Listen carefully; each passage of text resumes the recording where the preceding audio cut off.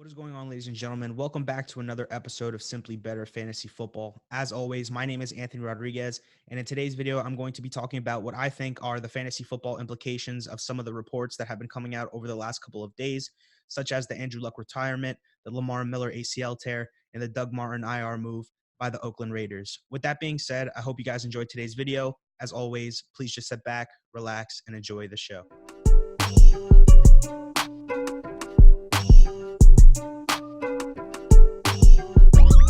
Now, I think that the best way to start off this episode is by first talking about the fantasy football implications of the Andrew Luck retirement. Now, I am assuming that many of you know this already, but Andrew Luck announced his retirement to the Indianapolis Colts after their Week 3 preseason game against the Chicago Bears on August 24th, 2019. Now, this move definitely shook up the fantasy football landscape and changed the overall fantasy value of the Colts offense heading into 2019. With that being said, let's take a look at the ripple effect of the Andrew Luck retirement. Now, the first ripple effect of the Andrew Luck retirement is that Jacoby Brissett is now the new starter for the Indianapolis Colts. Now, we first have to remember that Brissett was the starter for the Colts in 2017. The 2017 season was a roller coaster ride for Brissett as he came into a new system right before the start of the season. Not to mention, the Colts team in 2017 was nowhere near the team that they are today. First of all, the Colts offensive line was very shaky at the time. There were no real offensive weapons on the team outside of T.Y. Hilton. The Colts did not have an established run game, and Frank Reich also was not the head coach of the Colts at the time. With that being said, in 2017, Brissett won only 4 games as a starter. Also, Brissett threw for a modest 3,098 yards and had 13 touchdowns, while at the same time throwing 7 interceptions on the year. Now, although the Colts team has improved since the last time that Jacoby Brissett started, I think that it's definitely safe to say that the Colts passing game is not going to be nearly the same in 2019 with Brissett as a starting quarterback. Brissett, yeah, is a solid, backup quarterback in the NFL, but I'm not convinced that he holds a lot of fantasy value as a full-time starter in the league. Therefore, I do not believe that Brissett holds a whole lot of value as a fantasy football quarterback. However, on a more positive note, Brissett is a dual-threat quarterback, to be fair. In 2017, Brissett carried the ball 63 times for 260 yards and had 4 rushing touchdowns. Now, with that in mind, you cannot forget the fact that Brissett was probably forced to run a lot because of the poor offensive line for the Colts. I would definitely assume that Brissett would need to scramble a lot less in 2019 with the Colts' current offensive line. Now, don't forget, Brissett was the most sacked quarterback in 2017 because of how poor the O-line was. So again, that's why this guy was running in 2017 so much. With all of that in mind, the Colts offense is most likely going to take a hit in 2019 with Brissett as the starter, which brings down the overall fantasy value of the team, in my personal opinion. Now, T.Y. Hilton's fantasy stock is probably the most damaged out of all the Colts offensive weapons as a result of the Andrew Luck retirement. Yeah, there is no denying the fact that T.Y. Hilton benefits tremendously by having Andrew Luck as the starter on the team. Not only is Andrew Luck one of the league's most dominant quarterbacks, but Luck has also built a very good chemistry with T.Y., as both players were drafted in 2012 and have elevated one another's game over the course of their respective careers. On the other hand, T.Y. Hilton is a wide receiver that excels on big plays, and one of the things that Brissett does not do is look for the big play. According to Pro Football Focus, Brissett played mostly as a conservative quarterback in 2017. Brissett ranked 36th out of 41 NFL quarterbacks when it came to big-time throws on the year in 2017 when Brissett was the leader of the Colts offense. Now, I had T.Y. Hilton in 2017, and I can tell you right now that T.Y. was a true boomer-bust player that year. T.Y. Hilton finished as wide receiver 27 and had 966 receiving yards and a meek 4 touchdowns on 57 receptions and 109 targets. Now, the volume was there, but the production was not, and I see the same thing for this season. Now, I can tell you right now from experience that T.Y. Hilton's current ADP is not worth his value for the 2019 fantasy football season, as T.Y. is ranked as the 20th overall fantasy football wide receiver by RotoWire and has been going extremely early in my fantasy football drafts. I've had 2 drafts so far, and he's gone in the second round in both of them. With that in mind, Hilton's stock might drop in your drafts if you have not drafted yet, so don't reach for him. You are definitely going to want to only draft T.Y. Hilton if he falls to you in the middle rounds, and even then, I would be wary on your situation because he's just not in an ideal situation compared to other elite NFL wide receivers. Next, let's talk about Paris Campbell. Now, Paris Campbell is a guy that I thought could really break out in 2019 as a rookie with Andrew Luck as the starting quarterback for the Colts. However, now that Luck is out of the picture, I'm conflicted on whether or not I still believe that Campbell will be able to achieve the same fantasy football ceiling with Brissett as the starting quarterback for the Colts. However, like I mentioned previously, Brissett is a quarterback that likes to throw those short routes, so Campbell may very well low-key turn into Brissett's favorite target at some point in 2019, as Campbell is a player that has historically done very well with short routes while at Ohio State. Now, one of the things that we have to keep in mind is that Campbell is technically the number 3 option behind T.Y. Hilton and Devin Funchess. So at the end of the day, Campbell is going to be going very late in your fantasy football drafts, or even undrafted if you are in a league where the players do not really know much about this year's incoming rookie class. With that being said, Campbell is currently ranked as wide receiver 73 by RotoWire, and I still think that Campbell can be a sleeper in 2019 because of the whole Brissett doesn't like to take big shots thing. As a result, I think that Campbell can be a good late round scoop or even a decent waiver wire pickup before the start of the season if he goes undrafted in your fantasy football leagues. Next, let's really quickly talk about Devin Funchess. Now, I'm only going to mention his name for the sake of this video, but I'm not a fan of Devin Funchess in general, as he really isn't a wideout that I have ever really liked for fantasy football in the first place. However, my prediction for Funchess is that he too is going to be affected in a negative way by a luckless Colts offense. I feel like Funchess was pretty much just brought in as another red zone threat for the Colts in 2019 anyways. With that being said, I think that Funchess, his potential, like many of the other Colts players, is hindered by a starting Jacoby Brissett. Therefore, I am and always was staying away from Devin Funchess in 2019. Next, let's talk about Eric Ebron and Jack Doyle. Now, the person in the Colts passing offense that I think honestly benefits the most from the Andrew Luck retirement is Eric Ebron. We cannot forget the fact that Ebron is coming off of his best season since entering the league. Ebron last season finished as the number 4 fantasy football tight end and had an astonishing 13 touchdowns in 2018. Ebron also saw a good amount of volume in the passing game as he caught 66 receptions on 110 targets in 2018 alone.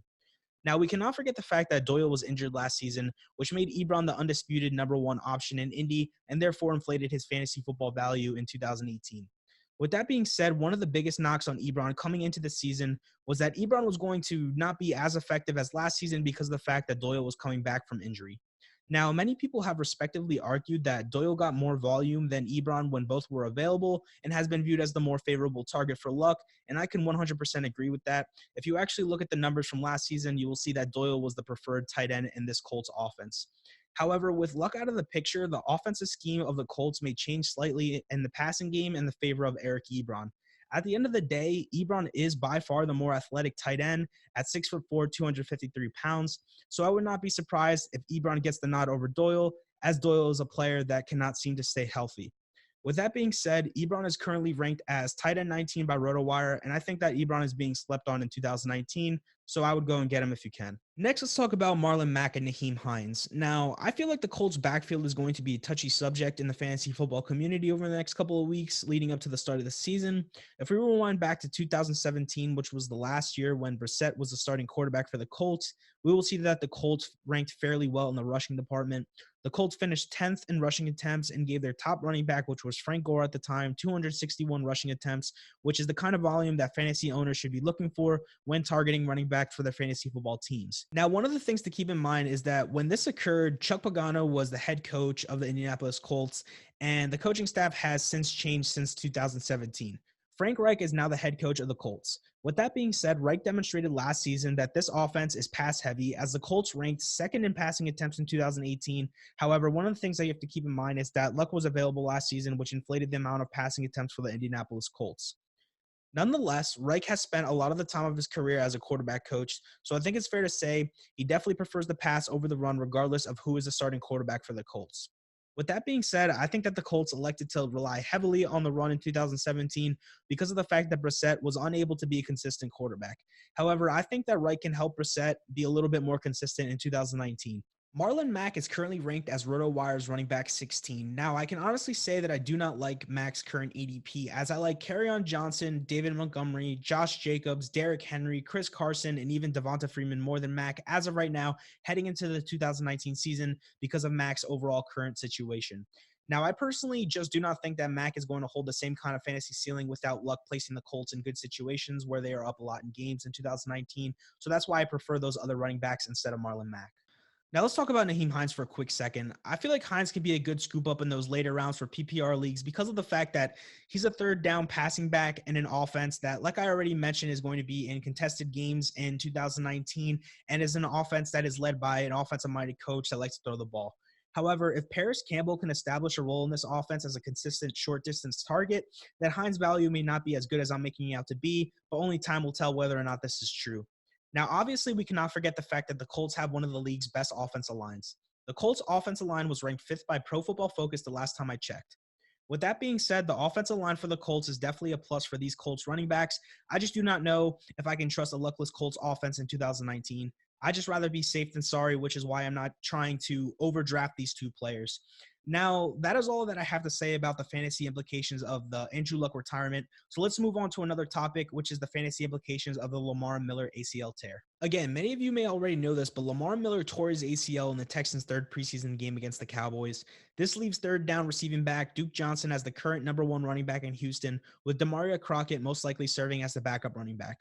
Now, reports have come out and stated that Duke Johnson is going to get all the work that he can handle. However, there has been no indication on what that exact workload amount is going to be. All I know is that Duke Johnson has never received a large workload throughout his career. For example, Duke Johnson has only reached 100 plus touches once in his career and has never amassed more than 379 rushing yards. However, to be fair, Johnson has served as a backup running back throughout his career, which is probably what motivated him to seek a trade from the Cleveland Browns in the first place. As of right now, this is the first time in Johnson's 5-year career where he is given the keys to an offense as the lead back, at least for now, as we still do not know whether or not the Texans are going to elect to pursue a trade for another running back in the next couple of weeks. It is for this reason alone why I did not target Duke Johnson in my last fantasy football draft, as I'm worried that the Texans will at some point bring in another running back into this backfield. With that in mind, as of this very moment, I think that Duke Johnson is in a good situation to be a productive fantasy football running back as long as the Texans do not bring in another running back into this backfield. The reason why I believe this is because of the fact that Duke Johnson's skill set complements the Texans' offense. I already mentioned that Duke Johnson is more of a receiving running back, which is what the Texans actually might need. And not only that, but Johnson is a very elusive back that does a good job of making defenders miss in the open field. Now, according to Pro Football Focus, Johnson has ranked first in missed tackles per touch over the last 4 years of his career. Also, Johnson has ranked fifth in yards per touch at 6.47 during that same amount of time. So I think it's safe to say that Johnson is more than capable of being an effective runner if given the opportunity in Houston. Now, let's talk about the Texans' offense for a quick second. The Texans are a team that has relied more on the run than the pass over the last 2 years, as the Texans have finished 11th in rushing attempts in 2017 and 4th in 2018, compared to 23rd passing attempts in 2017 and 27th in passing attempts in 2018. However, the Texans have not been able to produce a relevant fantasy football running back, which has been the problem for this backfield, as Lamar Miller continues to underperform year in and year out, despite the fact that he has been the undisputed number one running back for the Texans offense for the last couple of years. With that being said, at a young age of 25 years old, Duke Johnson adds a versatility to this offense with his shifty run style that has yet to be displayed. In addition, when we look at today's NFL in general, teams are looking for backs like Duke Johnson, these so-called hybrid backs that can pretty much do it all. With that being said, the only concern that I have with Duke Johnson as a lead back in an offense is that he's only 5'9", 210 pounds, so I'm a little concerned there with his durability. Next, let's talk about Duke Johnson's ADP for a quick second. Now, Duke Johnson was ranked as RotoWire's 27th overall running back the last time I checked. With that in mind, I think that Johnson can be a late mid-round steal in your fantasy football drafts as long as his 5'9", 210-pound frame can handle a big workload in 2019, or if the Texans do not go ahead and bring in another running back to share the backfield with Johnson in 2019 as well. Next, let's look at Duke Johnson's competition for touches out of the backfield as of right now. So as of right now, if the Texans do not trade for another running back, or if Johnson cannot handle an increased responsibility, then undrafted rookie free agent out of Missouri, Demaria Crockett will most likely be next in line to establish a role in this Texans offense. So this might be a guy that you want to have on your radar. Now, Crockett is a tough north-south runner with good speed and can easily come in and establish a role in the offense if Duke Johnson is unable to prove that he is capable of being the guy. However, I do believe that Johnson has the upper hand over Demaria Crockett as of right now when it comes to fantasy value because of the fact that the Texans O-line is not that great. So Johnson will definitely have an advantage because of the fact that there will probably be more opportunity for fantasy points for these Texans backs in the passing game than the running game in 2019. The final piece of fantasy news that I would like to conclude on for today's video is that Doug Martin was placed on the Raiders IR/PUP list over the weekend. Now, this is great news for Josh Jacobs, as it means that Jacobs is going to be the new number one undisputed running back for Oakland in 2019. The only other backs that will push Jacobs for touches in Oakland are running backs Jalen Richard and DeAndre Washington. Now, Richard is a third down change of pace back that may take some snaps away from Jacobs in the passing game, but does not really pose any threat to Jacobs' rushing value. And Washington is definitely a running back that I would not worry about, as he is the third option on this Oakland Raiders team. And not only that, but Jacobs was taken with a 24th overall pick in the first round of this year's NFL draft. So there is no way that the Raiders are going to play a third string running back over an up and coming young talented running back that they have high hopes for. Now, besides the fact that Josh Jacobs has very little competition for touches out of the Raiders' backfield, there are other very appealing aspects of Josh Jacobs for this upcoming 2019, in my personal opinion. For example, the Raiders have tried their best this offseason to improve their offensive line, and I think that the Raiders have done a really good job of doing so. With guys like Colton Miller, Rodney Hudson, Trent Brown, and Richie Incognito now on the roster, the Raiders are looking pretty nice at offensive line. A couple of things to keep in mind, though, about the Raiders' offensive line is that Incognito is going to be suspended for the first 2 games of the season, and stud guard Gabe Jackson can miss about 8 weeks of the season because of an MCL injury, which kind of sucks. But nonetheless, this offensive line is looking pretty good and way better than it did last season, which is another plus for Josh Jacobs in 2019. Next, let's talk about how Gruden utilized his running backs in 2018. Now, in 2018, John Gruden did not seem to implement a committee in his offense as he tended to utilize the best available runner. With that in mind, in the beginning of the season, it was Marshawn Lynch that got the majority of the carries in the Raiders offense, and then Doug Martin after Lynch went down with a season-ending groin injury. However, the biggest takeaway from all of this was that both Martin and Lynch combined for 262 touches in 2018. So with that being said, John Gruden is an old school coach that feeds his running backs, which is another plus for Jacobs, considering the fact that I already mentioned that he's going to be the guy for the Raiders in 2019. Now, when talking about Josh Jacobs' fantasy value, I think that it's important to mention that Jacobs has never really been tasked with carrying a full workload as a running back throughout his collegiate career.